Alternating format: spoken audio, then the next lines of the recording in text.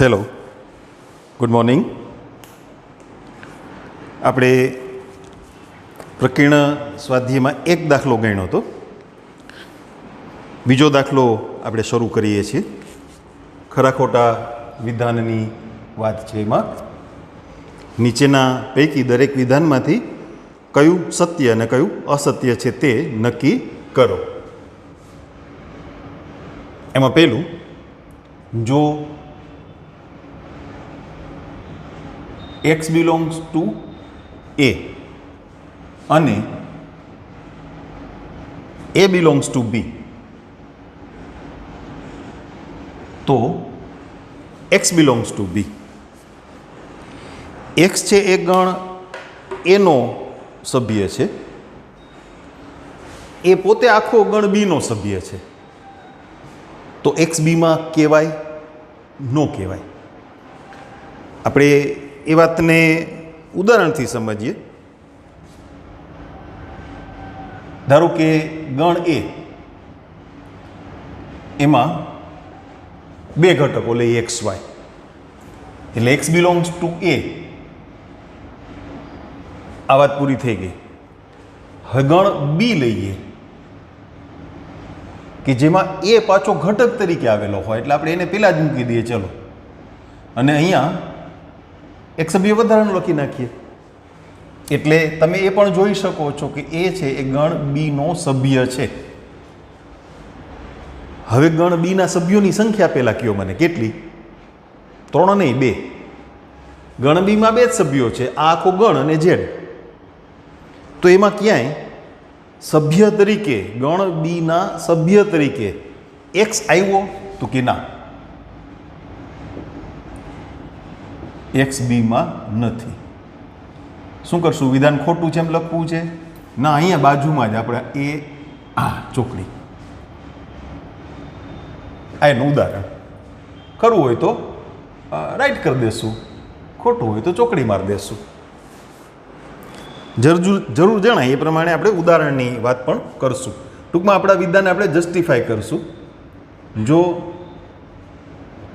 એ ઉપગણ બી અને B belongs to C, તો A belongs to C. શું લાગે તમને? A છે એ B નો ઉપગણ છે. હાલો આપણે એમાં સભ્યો ધારીએ પેલા ઉદાહરણની જેમ. ધારો કે એમાં બે ઘટકો છે x અને y. એ B નો ઉપગણ રાખવાનો છે, બરાબર ને? X y z. એટલે એ છે એ બીનો ઉપગણ થઈ ગયો. જુઓ, એના બે સભ્યો આપણે લઈ લીધા ને. ગણ સી કેવો લખવાનો છે? બી છે એના ઘટક તરીકે. આવો જેમ અહીંયા એ છે એ બીના ઘટક તરીકે લખ્યો ને, એમ આખો ગણ બી એક્સ વાય ઝેડ કંઈક સભ્યો લખીએ. ચલો વધારાના એ બી. ઓકે, તો બી બિલોંગ્સ ટુ સી. આ શરત પણ આપણે પૂરી કરી. તો એ બિલોંગ્સ ટુ સી, એટલે ગણ સી માં ટોટલ કેટલા સભ્યો? 3. આખો ગણ બી, સ્મોલ એ અને સ્મોલ બી. આખો ગણ એ આમાં સભ્ય તરીકે દેખાય છે તમને ક્યાંય? એક્સ અને વાય આવો ગણ આમાં દેખાય છે ક્યાંય? નહીં. તો એ છે એ સી નો સભ્ય છે એવું દેખાતું નથી આપણને. ના પાડી દે, એ does not belong to C. મારી દઉં ચોકડી? યસ. ત્રીજું,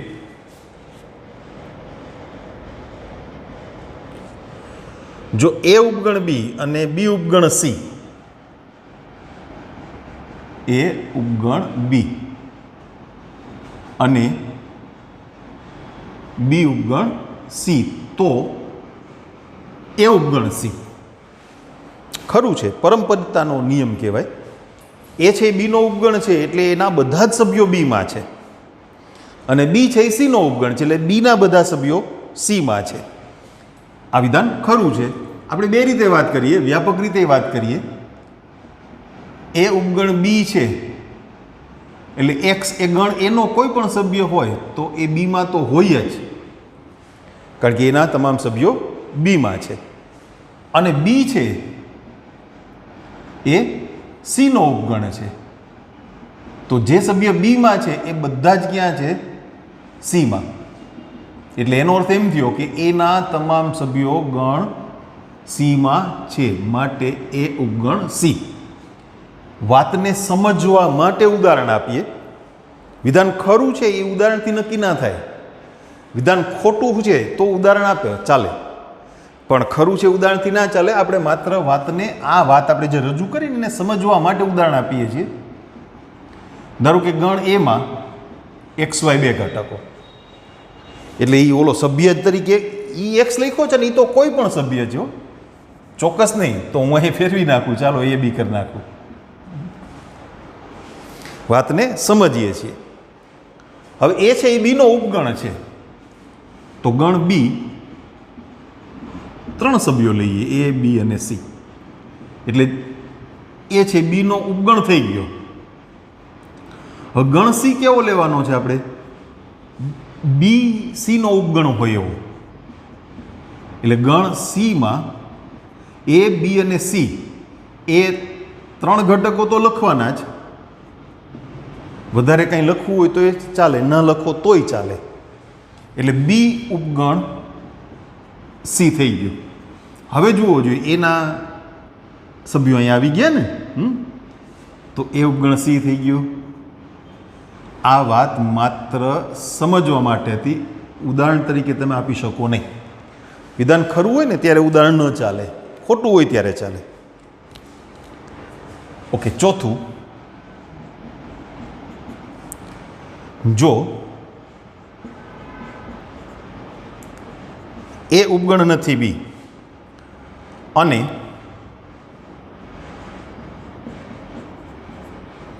બી ઉપગણ નથી સી,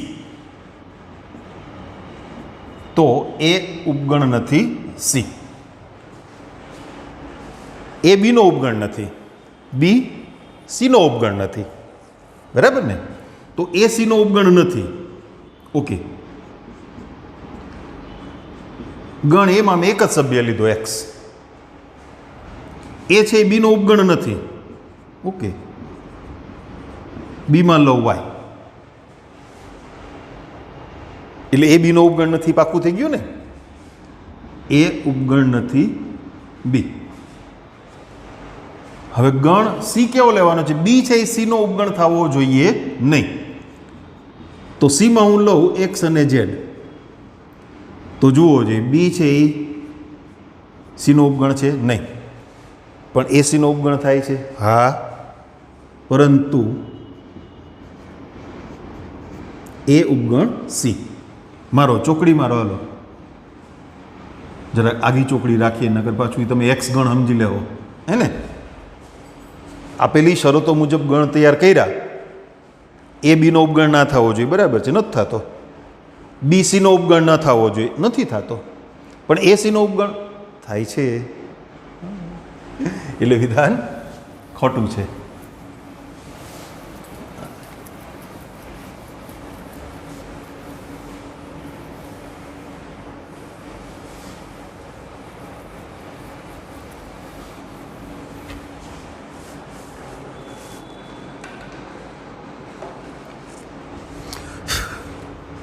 એના પછીનું વિધાન જોઈએ, પાંચમું. જો એક્સ એમાં હોય, એક્સ બિલોંગ્સ ટુ એ, અને એ બીનો ઉપગણ નથી, તો x belongs to b. X એમાં હોય, એક્સ છે ગણ એનો સભ્ય હોય, અને એ છે એ બીનો ઉપગણ નથી, તો એક્સ બીમાં આવે? આવે ખરું? નહીં આવે. એટલે હંમેશા ખરું રહે એવું ના કહેવાય ને. જો આપણે વાત કરીએ ગણ એ એક્સ વાય, એટલે એક્સ બિલોંગ્સ ટુ એ થઈ ગયું. એ બીનો ઉપગણ થવો જોઈએ નહીં. એટલે ગણ બી કઈ રીતે લખવાનો? એ છે બીનો ઉપગણ ન થાય એવી રીતે. હાલો એક્સ ઝેડ, તો એ ઉપગણ નથી બી, પણ એક્સ બીમાં તો છે. બરાબર ને? તો ખરું થયું ને? એક્સ એમાં હોવો જોઈએ, એ બીનો ઉપગણ ના હોવો જોઈએ. તો એક્સ બીમાં આવી ગયો, આવી ગયો. પણ મેં તમને કીધું ને એવું જરૂરી નથી. હાલો આપણે એવી એક વાત કરીએ એટલે તમને બરાબર સમજાય. ગણ એ એક્સ વાય એટલે એક્સ બિલોંગ્સ ટુ એ થઈ ગયું. એ બીનો ઉપગણ ન થાય એવો ગણ બી લખવાનો છે. લખીએ. હાલો ઝેડ, એક જ સભ્ય લીધો મેં ઝેડ. એ બીનો ઉપગણ છે નહીં. એક્સ બીમાં છે ના. એટલે આપણે વાત કરીએ થાય એ ખરું, નહીં થાય. પણ થાય એ ખરું ને નહીં થાય એટલે વિધાન હંમેશા ખરું કહેવાય નહીં. ખરું એટલે સનાતન સત્ય, ગમે તેવી ગોઠવણ માટે ખરું રીએ એ ખરું. ક્યારેક ક્યારેક કભી હા કભી ના, કભી ખુશી કભી ગમ એમ નહીં. ખરું તો કાયમ ખરું. ક્યારેક ખરું ક્યારેક ખોટું એટલે ખોટું જ કહેવાય.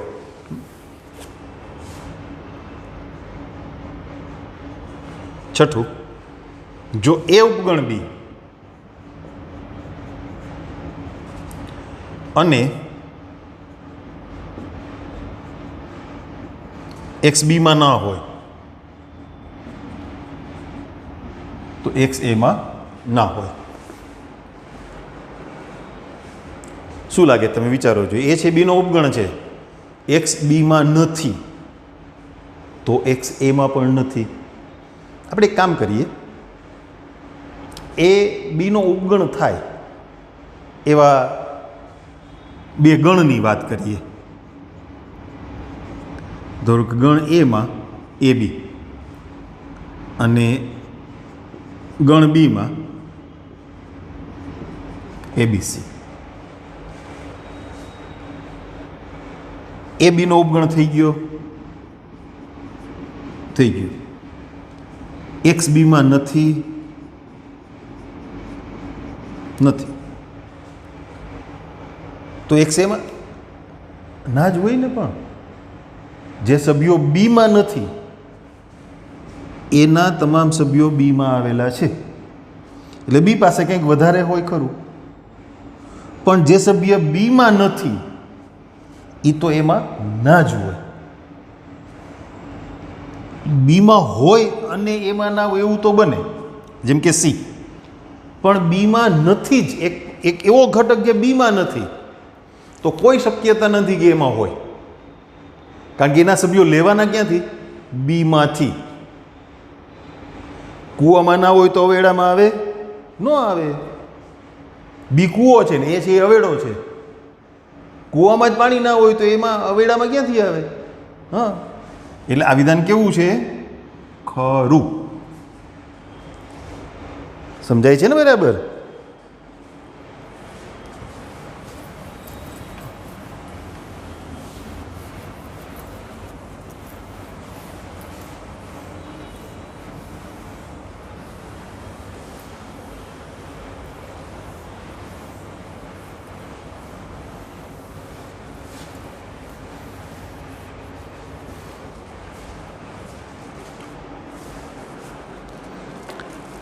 ઓકે, હવે આપણે વાત કરવાની હતી 12મા દાખલાથી.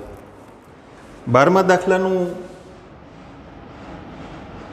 થોડુંક નહીં, આખો દાખલો એક પઝલ જેવું છે એટલે તમને વિચારવા માટે આપું છું. ગણ એ બી અને સી એવા શોધો જેથી એ છેદ બી, બી છેદ સી અને એ છેદ સી અરિક્ત ગણ થાય. અરિક્ત એટલે ખાલી નહીં. એ અને બીનો છેદગણ ખાલી ના થવો જોઈએ, બી અને સીનો છેદગણ ખાલી ના થવો જોઈએ, એ અને સીનો છેદગણ પણ ખાલી ના થવો જોઈએ.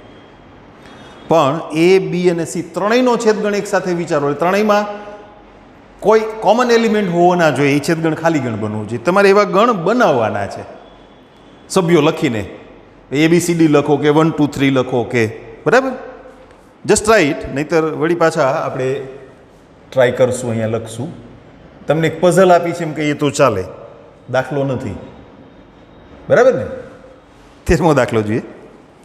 એક શાળાના 600 વિદ્યાર્થીઓના સર્વેક્ષણમાં, સર્વેક્ષણ એટલે સર્વે, એટલે કોના સભ્યો થઈ ગયા? યુના. 150 વિદ્યાર્થીઓ ચા પીતા હતા, 225 કોફી પીતા હતા, 100 વિદ્યાર્થીઓ ચા અને કોફી બંને પીતા હતા. કોફી અને ચા બંને પૈકી કંઈ પણ નહીં પીનારા વિદ્યાર્થીઓની સંખ્યા શોધો. ચા અને કોફી બે ગણ છે, આપણે ટૂંકું જ લખશું. હવે એ ચા અને બી કોફી. સૌથી પહેલાં આપણને સર્વેની સંખ્યા આપી છે. કેટલાનો સર્વે થયો? તો કે 600નો. એટલે યુમાં 600 સભ્યો. ચાવાળા કેટલા છે? 150. અચ્છા, કોફીવાળા 225.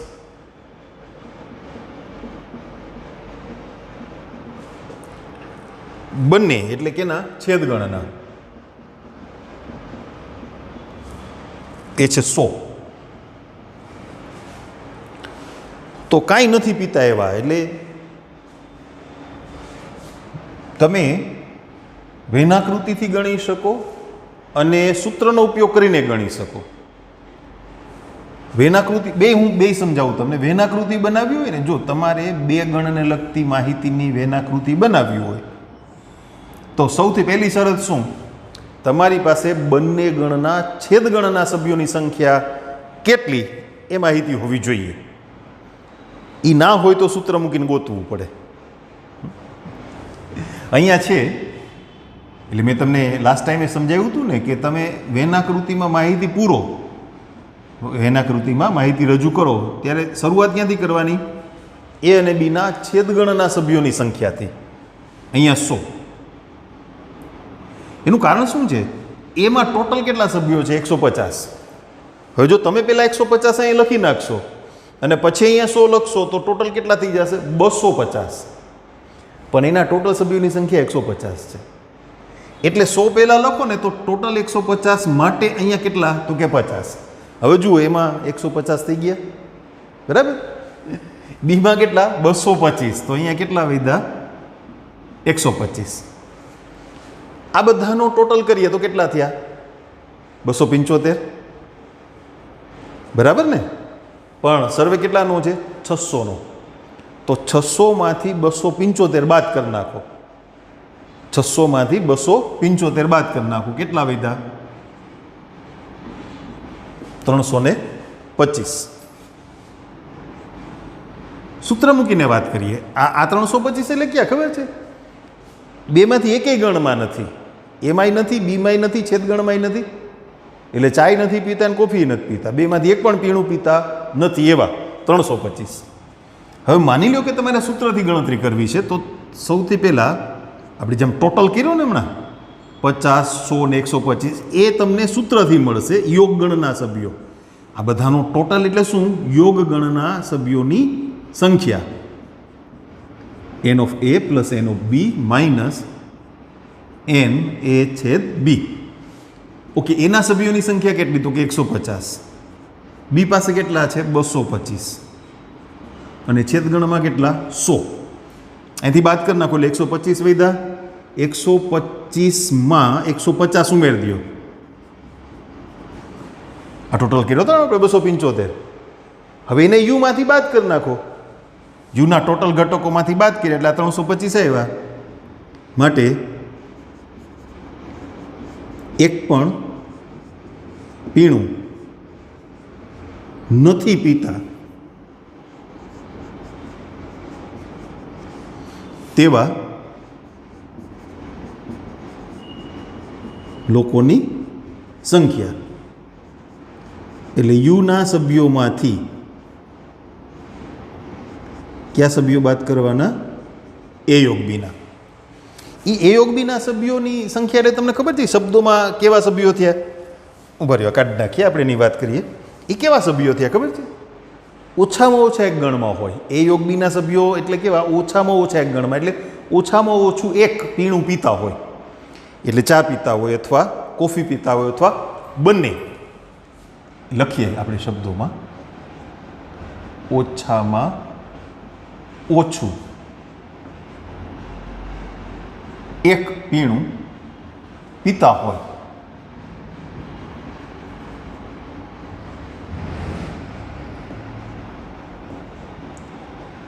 તેવા લોકોની સંખ્યા 275. તેથી એક પણ પીણું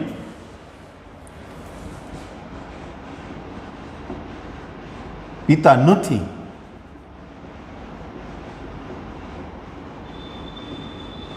તેવા લોકોની સંખ્યા. એટલે શું કરવાનું? ટોટલ જે છે સર્વે થયો કેટલા? 600નો, એમાંથી આને બાદ કરી નાખવાના. એટલે યુના સભ્યોની સંખ્યામાંથી એ યોગ બીના સભ્યોની સંખ્યા બાદ. 600માંથી 275 બાદ 325, જે વેનાકૃતિ પરથી બહુ સરળતાથી મળી શકે એવું હતું, હે ને?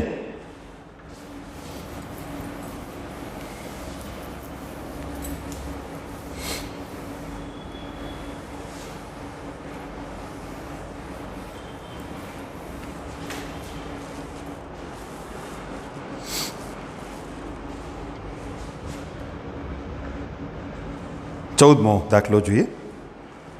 વિદ્યાર્થીઓના એક જૂથમાં 100 વિદ્યાર્થીઓ હિન્દી જાણે છે, 50 અંગ્રેજી જાણે છે અને 25 બંને ભાષા જાણે છે. કેટલા વિદ્યાર્થીઓ છે ટોટલ? તો કે ભાઈ હિન્દી જાણે એવા વિદ્યાર્થીઓનો ગણ એને એ કહીએ, અને અંગ્રેજોનો નહીં, અંગ્રેજી જાણતા હોય એનો ગણ એને બી કહીએ. 100 વિદ્યાર્થીઓ હિન્દી જાણે છે, એના સભ્યોની સંખ્યા 100. 50 અંગ્રેજી જાણે છે અને 25 બંને ભાષા એટલે બંને ગણમાં હોય એવા, એટલે એ છે બીના સભ્યોની સંખ્યા. તો જૂથમાં કેટલા વિદ્યાર્થી છે? એટલે ઓછામાં ઓછી એક ભાષા જાણતા હોય એવા વિદ્યાર્થીઓની સંખ્યા. જૂથમાં વિદ્યાર્થીઓની સંખ્યા એટલે ગણની ભાષામાં ઓછામાં ઓછી એક ભાષા જાણતા હોય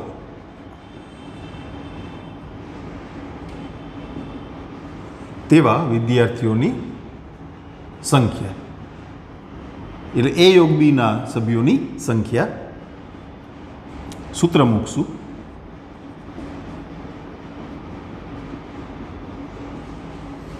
એના સભ્યો 100, બીના 50, છેદગણના 25, 125. વેનાકૃતિ કરવી હોય તો બાજુમાં કરી દઉં. પહેલાં કઈ માહિતી ભરવાની?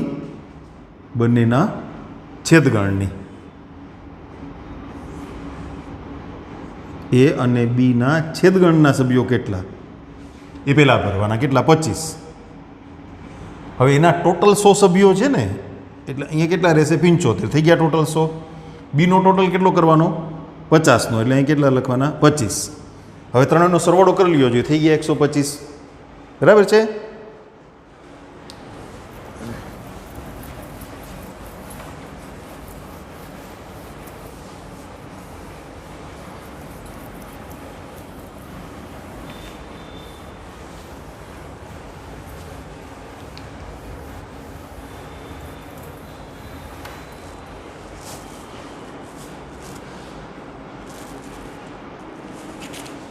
એના પછીનો દાખલો 15મો.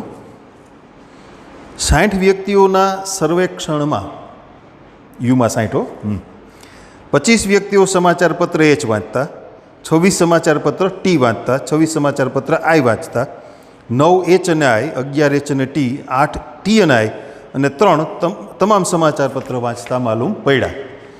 ઓછામાં ઓછું એક સમાચાર પત્ર વાંચનાર અને માત્ર એક જ સમાચાર પત્ર વાંચનાર વ્યક્તિઓની સંખ્યા શોધો.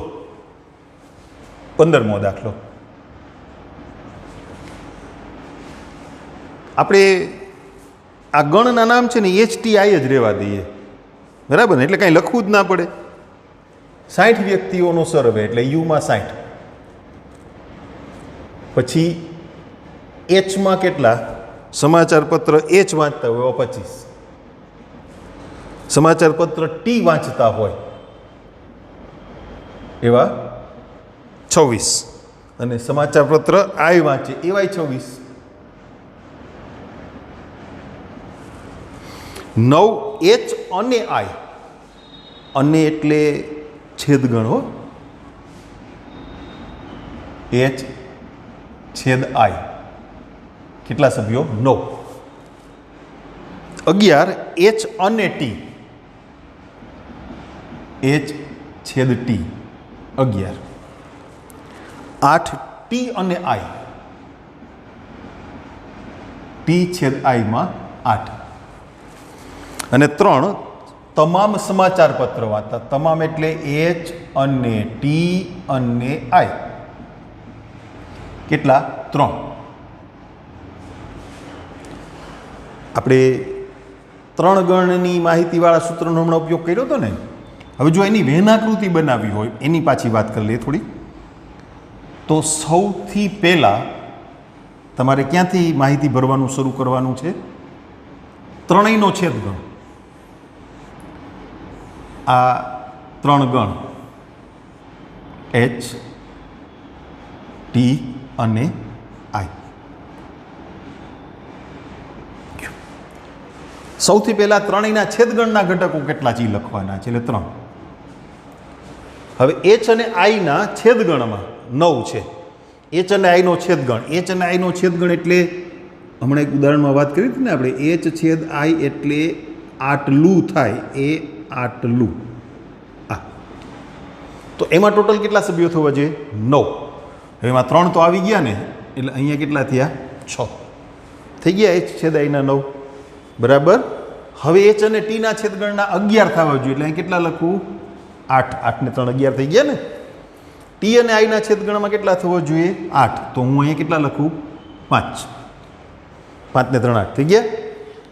એચના રાઉન્ડમાં, એચનું સર્કલ છે, એના ટોટલ સભ્યો 25 છે. તમે 6 ને 3 9 ને 8 17 તો લખી નાખ્યા છે, બરાબર. હવે કેટલા ઘટ્યા? 8.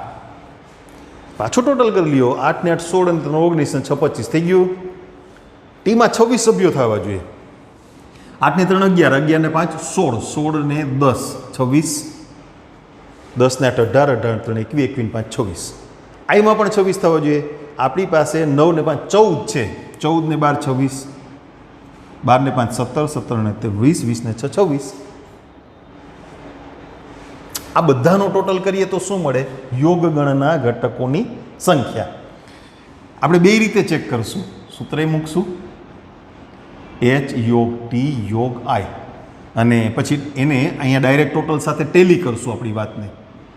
એચના સભ્યોની સંખ્યા પ્લસ ટીના સભ્યોની સંખ્યા પ્લસ આઈના સભ્યોની સંખ્યા માઇનસ એચ છેદ ટીના સભ્યોની સંખ્યા માઇનસ ટી છેદ આઈના સભ્યોની સંખ્યા માઇનસ એચ છેદ આઈના સભ્યોની સંખ્યા અને પ્લસ એચ છેદ ટી છેદ આઈના સભ્યોની સંખ્યા.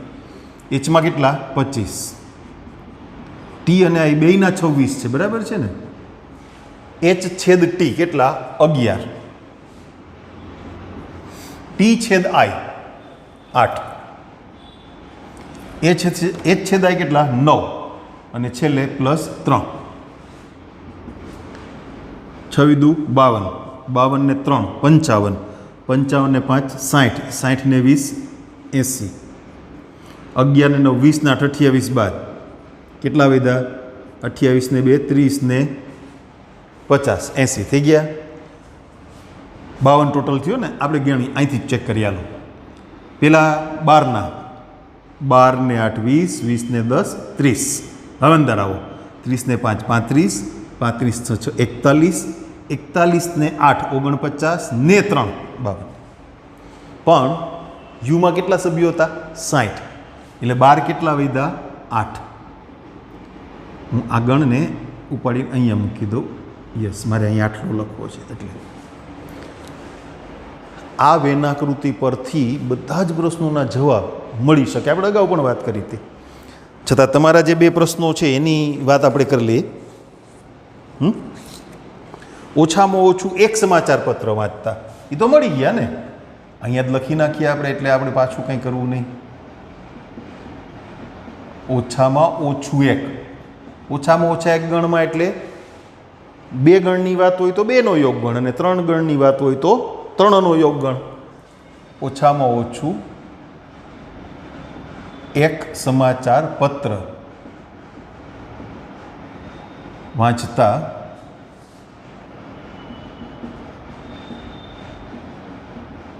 લોકોની સંખ્યા. એ થઈ ગયું. માત્ર એક જ સમાચાર પત્ર, માત્ર એક જ સમાચાર પત્ર વાંચતા લોકોની સંખ્યા. કાં એચ જ વાંચતા હોય, કાં ટી જ વાંચતા હોય, ને કાં આઈ જ વાંચતા. હું તમને વેનાકૃતિમાં ઓળખાણ કરાવી દઉં પાછી. જો આ 3 છે ને, એ ત્રણેયના કોમન થયા, એટલે ત્રણેય સમાચાર પત્ર વાંચે છે. આ 8 છે એ બરાબર 2 સમાચાર પત્ર વાંચે છે, એચ અને ટી. કયા? એચ અને ટી. આ 5 છે એ ટી અને આઈ, આ 2 સમાચાર પત્ર જ વાંચે છે, એ એચ નથી વાંચતા. આ 6 છે એ એચ અને આઈ, ટી નહીં. 8 છે માત્ર એચ, 10 છે માત્ર ટી, અને 12 છે માત્ર આઈ. તો માત્ર એક જ સમાચાર પત્ર વાંચતા હોય એવા કેટલા? તો કે 8 માત્ર એચ વાંચે છે એવા, 10 માત્ર ટી વાંચે છે એવા, અને 12 માત્ર આઈ વાંચે છે એવા. એટલે કેટલા થયા? 30. એમ બરાબર 2 જ સમાચાર પત્ર, એ પ્રશ્નમાં નથી, વધારાનું કરીએ છીએ આપણે. બરાબર 2 જ સમાચાર પત્ર વાંચતા લોકોની સંખ્યા. બરાબર 2, 2 થી વધારે નહીં, 3 નહીં, 2 થી ઓછાય નહીં. તો એ ક્યાં?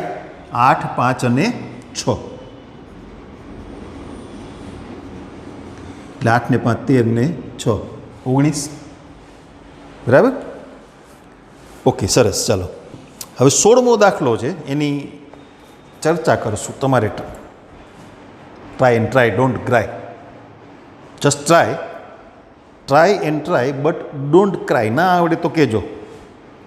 એક સર્વેક્ષણમાં 21 વ્યક્તિ ઉત્પાદન એ પસંદ કરે છે, 26 ઉત્પાદન બી પસંદ કરે છે, અને 29 ઉત્પાદન સી પસંદ કરે છે. એ અને બીની સંખ્યા આપી છે, સી અને એની આપી છે, બી અને સીની આપી, ત્રણેયની આપી છે. માત્ર ઉત્પાદન સી. આમાં તમને કીધું હોત માત્ર સમાચાર પત્ર એચ વાંચતા હોય એવા લોકોની સંખ્યા કેટલી? તો કે 8. માત્ર સમાચાર પત્ર ટી વાંચતા હોય એવા 10, માત્ર આઈ હોય એવા 12. આના જેવું થયું. પ્રશ્ન થોડોક બદલી ગયો. માત્ર ગણ સીના સભ્યોની સંખ્યા, એટલે માનો કે તમે એ, બી અને સી અહીંયા લખ્યા છે, તો માત્ર સીમાં કેટલા? 12, માત્ર એમાં 8, અને માત્ર બીમાં 10. એટલે તમારે એક 16મો દાખલો છે એ પ્રયત્ન કરવાનો છે હોમવર્કમાં. બરાબર? હવે આપણે સાબિતીના દાખલાઓની વાત કરવાની બાકી રહે છે, એટલે આવતા લેક્ચરમાં એની ચર્ચા કરશું. ઓકે?